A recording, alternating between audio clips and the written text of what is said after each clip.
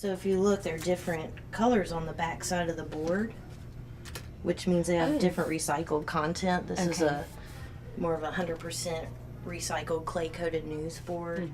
So the packaging strategy at Burt's Bees is we try to, first of all, focus on reducing the amount of packaging that we use overall. After we do that, we look at using the most environmentally friendly materials that we can, whether that's using post-consumer recycled plastics.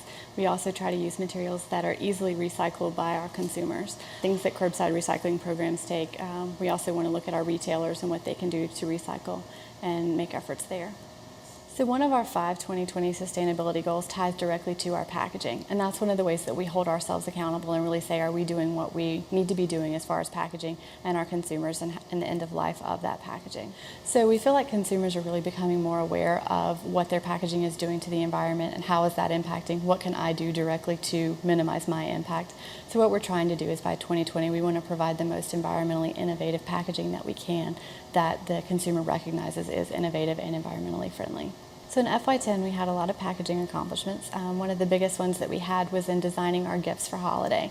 And in the past we've used a lot of plastic materials in order to give us a good shelf presence. And this year we're really proud of the fact that we were able to design all of our holiday gifts to be plastic free. So that's something we're very excited about, and we're excited to see how our consumers react to that. Another thing that we did, we had done a lot of different booster packs where we bundled product together, and we used a lot of shrink film. You can tell from looking at these, it's a great deal of shrink film. A lot of energy was used to manufacture those. And what we've done is we've done a couple different options where we used paper and things that, again, were more easily recyclable and had less of an environmental impact. We do a lot of promotional end cap trays with our suppliers, and we do these anywhere from 2 to 3 times a year, sometimes more than that, just depending on the needs of the business. But what we did previously was we used plastic thermoform trays. This is a number 6 polystyrene tray that is not easily recyclable. It did use 90% recycled material that would have gone into the landfill that we were able to remake into these trays, but after the promotion ended, it would end up going into the trash. And what we did is we actually converted it to this material, which looks the same. It's actually corrugated, which is made of 50% recycled material. It's 100% recyclable, and most retailers have a lot more incentive to recycle that because they oftentimes get paid for recycling their corrugate. We initially launched in this material, and it gives you a very nice look, a very clean shelf presence. And a lot of corrugate displays have raw edges exposed, or they're not as pretty or as premium looking, and you have a lot of, the brown material, you have a lot of the stuff you can see on the sides. So when using this black material, it actually camouflages a lot of that, and you really can't tell that it's corrugate until you begin to look at it from the sides and you see the brown on the insides and the fluting on the sides. That's really the only way that you would know. So by switching from this number 6 plastic tray to the corrugate tray, from the data that was given to us by our supplier, every time we do one of these end caps, we save approximately 11,500 pounds of plastic from going into the landfill. We also had a big cost savings for our company by switching this. It was close to $170,000. It requires less energy to manufacture these trays. When we switched to these corrugate trays, we were able to make generic trays so that we can reuse those over and over again and not have to pay for tooling every time we do a promotion. So another one of our accomplishments in fiscal year 10 is that we transitioned some of our folding cartons into board that is Forest Stewardship Council certified, which basically gives us the confidence that our suppliers are using materials for our paper and paperboard that has been harvested in a sustainable way. So on this project, we created a custom paperboard for Burt's Bees that has a higher post-consumer content.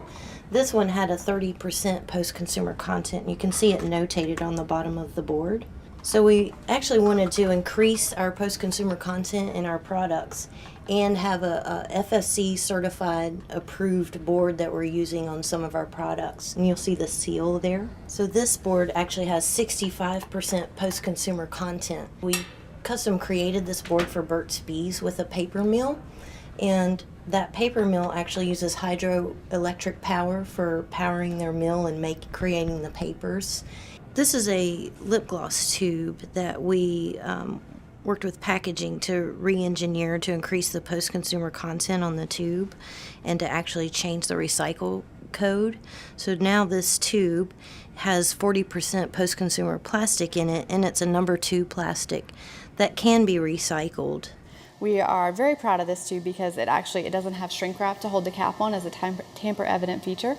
It does have a tamper-evident band that actually breaks apart from the cap when you open it so that the consumer can tell if it's been tampered with. And we're really proud of that because it was able to give us the opportunity to eliminate the shrink wrap there.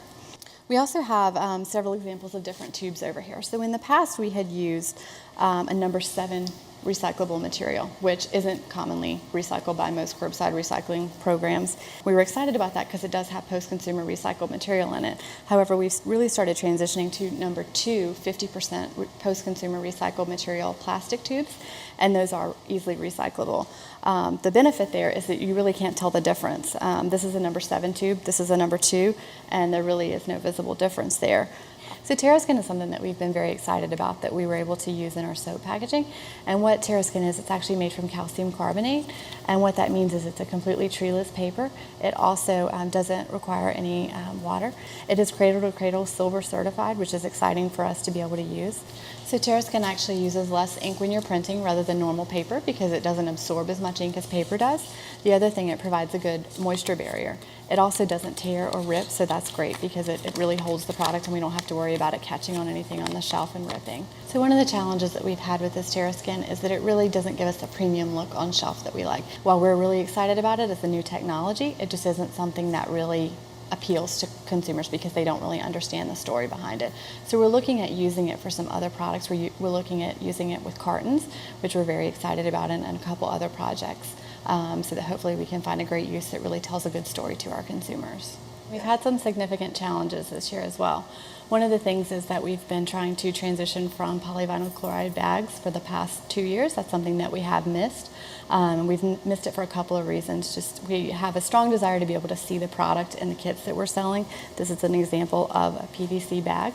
And we feel confident that this year we will actually be able to transition out of those bags, and that's something that we're very excited about and really looking forward to that.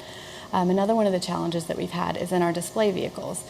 We have a desire to have very clear display vehicles to really showcase our product and give it a premium look. And a lot of times the materials that we have been presented by our manufacturers that have post-consumer recycled material in them may be cloudy, they may be gray, they may not be bright white. So that's kind of steered us away from using those in the past. So that's something that has presented us with a challenge, but that we hope to be able to overcome that with new technologies and things that are coming out on the market all the time. We are members of the Sustainable Packaging Coalition, so by being members of that, we are open to getting new ideas and new technology even before it hits the market, because they are really drivers of what's innovative, what's out there, what's coming out that's really environmentally friendly, that has a big impact as far as reducing footprint and reducing the amount of overall packaging.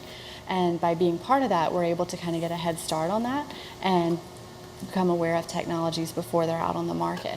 So those are ways that we're really looking to try to eliminate some of these problems we're having with the packaging by being members of organizations such as that, and also by seeing what else is out there. Our suppliers have new technologies and things that they're bringing us as well. And with Burt's Bees really trying to be innovative and driving environmental sustainability, what we found is a lot of our suppliers are more responsive to that. And there's more of a market out there because more and more people are trying to respond to that need of having more environmentally friendly materials. So we're able to get packaging that has increased PCR contents and higher recyclability, which is great for all of us.